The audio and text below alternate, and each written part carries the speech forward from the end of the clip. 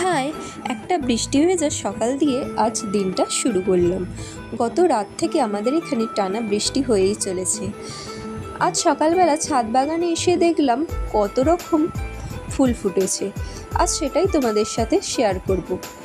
এটা হলো নীলমণিলতার গাছ। এখানে গাছের বন জঙ্গল হয়ে গেছে। কত রকমের ফুলের গাছ এখানে রয়েছে, তোমরা কেউ কমেন্টে বলতে পারবে তো বলবে। এরপর এই দিকে দেখাচ্ছি কত রকমের গাছ পরপর পরপর করে রেখেছি।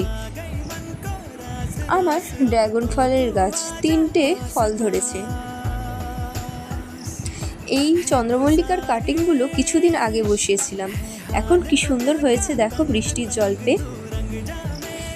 এইটা হলো অপরাজিতা ফুলের গাছ। এইটাতে থোপা আবার এক পাটিও ফুল ফোটে। কত ফুল ফুটেছে দেখো আজকে।